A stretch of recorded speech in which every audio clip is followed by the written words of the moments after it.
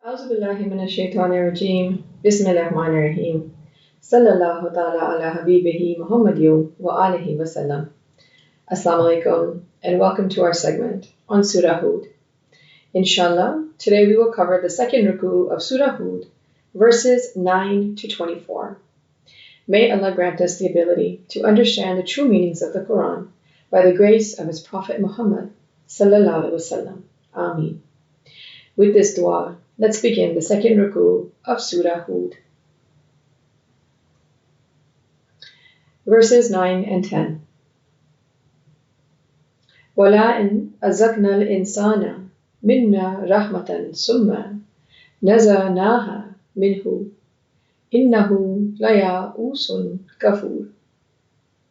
And if we give the human a taste of mercy from us, and then we withdraw it from them, indeed they are despairing and deniers. وَلَئِنْ أَذَقْنَاهُ نُعْمَاءَ بَعْدَ ضَرَّاءَ مَسَتْهُ لَيَقُولَنَّ ذَهَبَ السَّيِّئَاتُ أَنِّي إِنَّهُ لَفَرِحٌ فَخُورٌ. But if we give him a taste of blessings after hardship has touched him, he will surely say, "Have left me the evils." Indeed, he is exultant and boastful. The word insan, often translated as human, refers to the forgetful one. This is the way of mankind, in which he forgets the promises that he made with his Lord before coming to this world, and lives according to his own desires. As we study the Quran, we find that there is no verse in which insan is addressed with positive attributes. Among the attributes described in various verses for insan are weak, cruel, ignorant, quarrelsome, miserly, ungrateful, hasty, greedy, restless, and a prey to shaitan's delusions. Therefore, when one forgets Allah, he demonstrates all these attributes. It is also worth noting that no prophet or messenger has ever introduced himself as an insan. So we should reflect upon our own selves here and see if we have any attributes of insan inside of us. Do you fit the description or not? These two verses describe the qualities of insan. Firstly, when faced with adversity, the person may lose hope and become ungrateful and deny. Instead of succumbing to hopelessness, they should reflect on the cause of their hardship. Secondly, when hardship subsides, the person may feel a sense of triumph and pride, forgetting that relief from hardship and all blessings come from the mercy of Allah, not from themselves. As mentioned in Surah An-Nisa in verse 79, where it says, "What comes to you of good is from Allah, but what comes to you of evil is from yourself." Let's go on to verse 11. إِلَّا الَّذِينَ صَبَرُوا وَعَمِلُوا الصَّالِحَاتِ أُولَٰئِكَ لَهُمْ مَغْفِرَةٌ وَأَجْرٌ كَبِيرٌ. Except for those who are steadfast and do righteous deeds, those will have forgiveness and great reward. This verse is reminding us that if we don't stay steadfast on our reliance on Allah in times of hardship or ease, and don't do good deeds, we will not be forgiven, nor receive any great reward from Him. Let's go on to verse 12.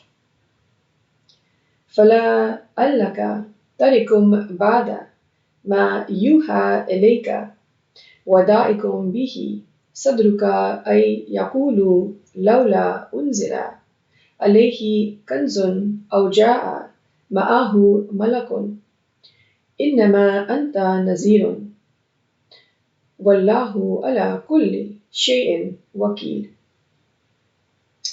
Then you possibly may give up some of what is inspired to you. Or is your chest straightened by it because they say, Why has there not been sent down for him a treasure, or come with him an angel?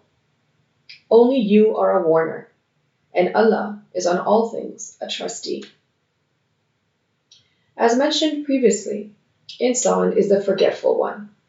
When he was sent down to earth, he forgot about his promise to Allah.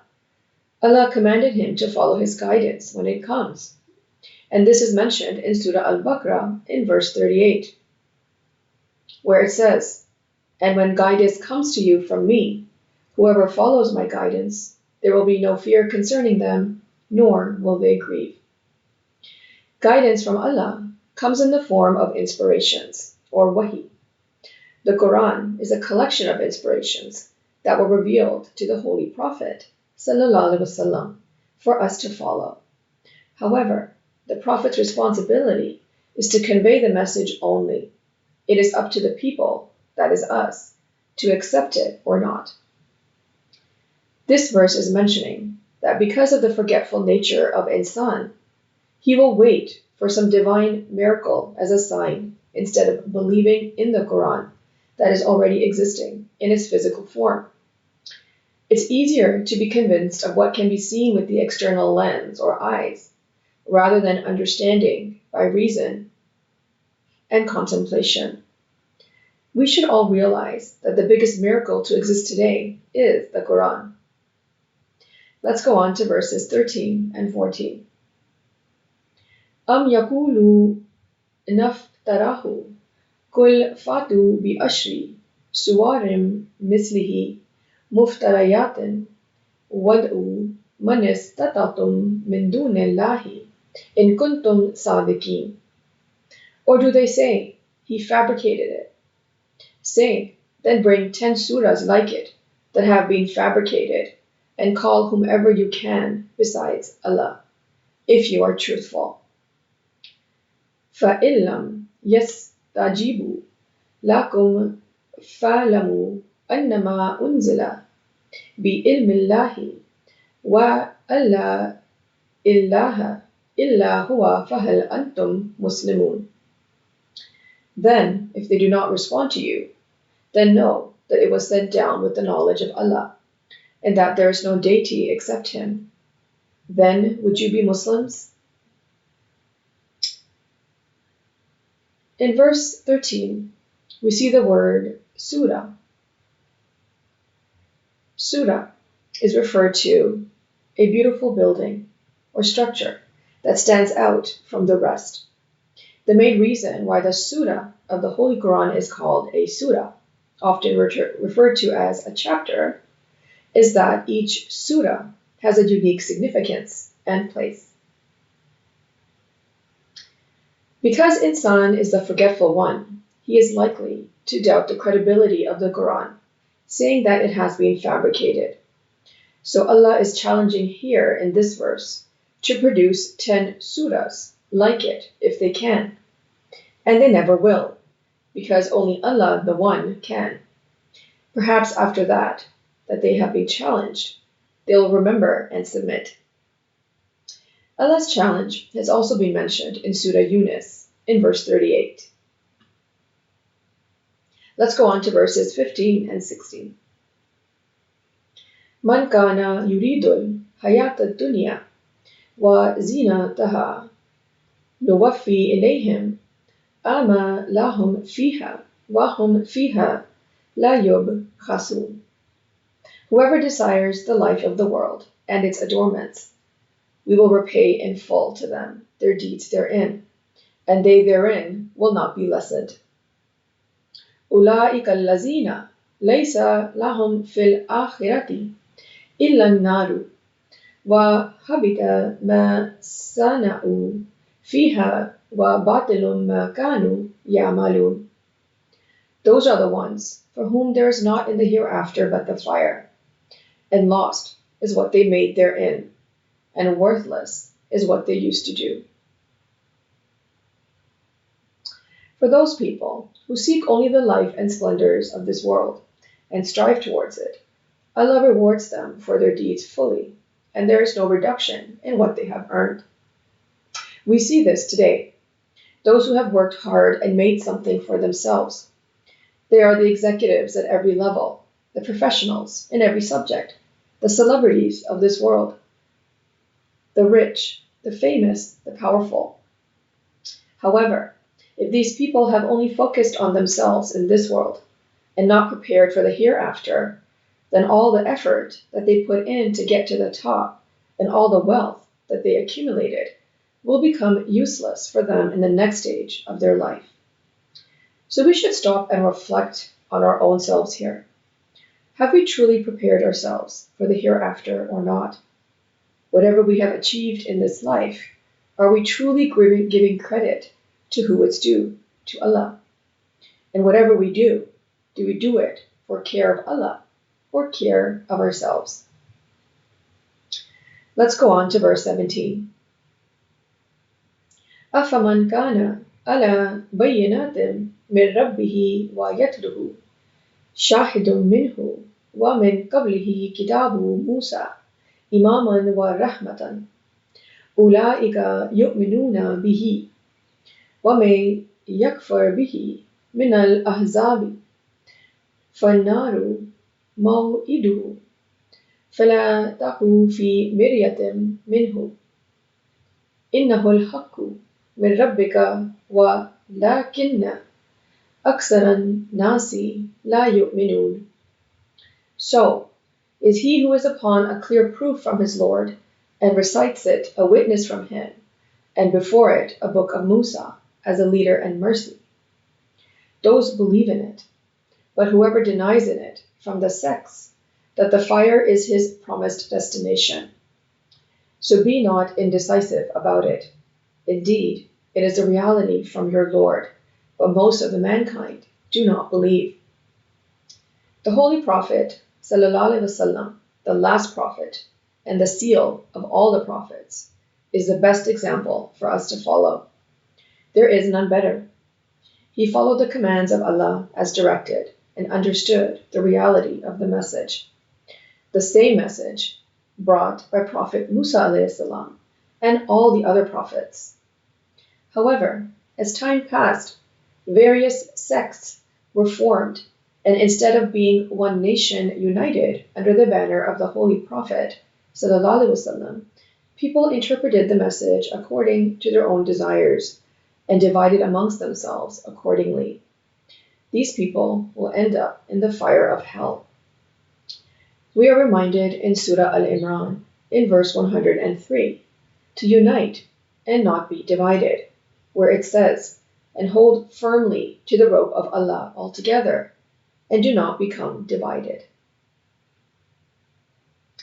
Let's go on to verses 18 and 19. وَمَنْ أَظْلَمُ مِمَّنِ افْتَرَى عَلَى اللَّهِ كَذِبًا أُولَئِكَ يُرَدُونَ عَلَى رَبِّهِمْ وَيَقُولُ الْأَشْهَادُ هَؤُلَاءِ الَّذِينَ كَذَبُوا عَلَى رَبِّهِمْ أَلَا لَعْنَةُ اللَّهِ عَلَى الظَّالِمِينَ. And who is more wrong than he who fabricates against Allah a rejection? Those will be presented before their Lord, and the witnesses will say, these are the ones who rejected against their Lord. Unquestionably, the curse of Allah is upon the wrongdoers. الَّذِينَ يَصُدُّونَ عَنْ سَبِيلِ اللَّهِ وَيَبْغُونَهَا عِوَجًا وَهُمْ بِالْآخِرَةِ هُمْ كَافِرُونَ. Those who avert from the way of Allah and seek in it crookedness, while they in the hereafter are deniers. Those who reject and deny the signs of Allah fall into the category of the wrongdoers. They believe in the YOLO philosophy, you only live once, and deny life after death. They live life for their own selfish desires.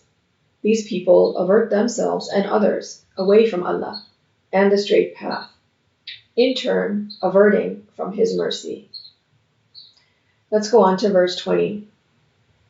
أُولَٰئِكَ لَمْ يَكُونُوا مُعْجِزِينَ فِي الْأَرْضِ وَمَا كَانَ لَهُم مِّن دُونِ اللَّهِ مِنْ أَوْلِيَاءَ يُضَاعَفُ لَهُمُ الْعَذَابُ ما كانوا يستطيعون السمع وما كانوا يبصرون.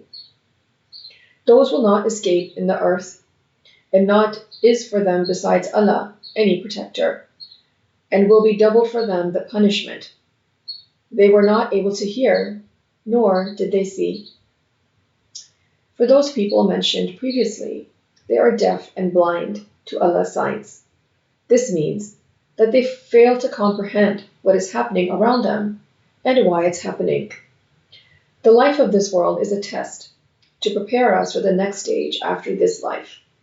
We cannot escape the grip of Allah's laws anywhere in the earth, and it is only Allah who can protect us from Shaitan's distractions and aversions. Those who deny this will get double the punishment. Let's go on to verses 21 and 22. أولئك الذين خسروا أنفسهم وضل عنهم ما كانوا يفترون. Those are the ones who have lost themselves, and lost from them is what they used to fabricate. لا جرم أنهم في الآخرة هم الأخسرون.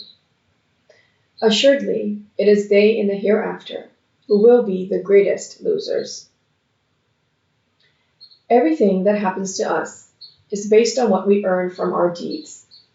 Yet, we choose to play the blame game, that it wasn't me, it was you. We are responsible for our own actions. We reap what we sow.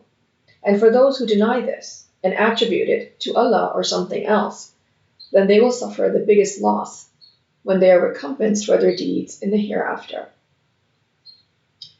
The concept of reaping what you sow is a divine law of Allah and is mentioned throughout the Quran.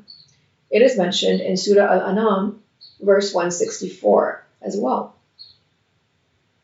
where it says, "And every nafs earns not except against itself, and no bearer of burdens will bear the burden of another." Let's go on to verses 23 and 24. إِنَّ الَّذِينَ آمَنُوا وَعَمِلُوا الصَّالِحَاتِ وَأَخْبَتُوا إِلَى رَبِّهِمْ أُولَئِكَ أَصْحَابُ الْجَنَّةِ هُمْ فِيهَا خَالِدُونَ. Indeed, those who believe and do righteous deeds and humble themselves to their Lord, those are the companions of the paradise. In it they will abide eternally. مَثَلُ الْفَرِيقَيْنِ كَالْأَعْمَى وَالْأَصَمِّ وَالْبَصِيرِ وَالسَّمِيعِ هَلْ يَسْتَوِيَانِ مَثَلًا أَفَلَا تَذَكَّرُونَ. The example of the two parties is like the blind and deaf, and the seeing and hearing. Are they equal in comparison? Then will you not remember? In order to make us understand, Allah uses examples, like the one presented here. Those who deny and reject Allah's commands and signs, versus those who wholeheartedly accept them, ponder upon them, then apply them to their lives. They are like the blind and deaf versus the sighted and hearing. They are obviously not equal in comparison. So now we must ask ourselves, which category do we fall in? This concludes Ruku 2 of Surah Hud. Let's briefly go over what we discussed. We must stay steadfast on our reliance on Allah in times of hardship and in times of ease. If a hardship arises, we must turn to Allah to shower His mercy and make it easy for us. If we are blessed with success and good things, then we must show our gratitude towards Allah by utilizing it the best way for care of Allah. The Quran and the signs of Allah are the truth for us to observe and reflect upon and understand.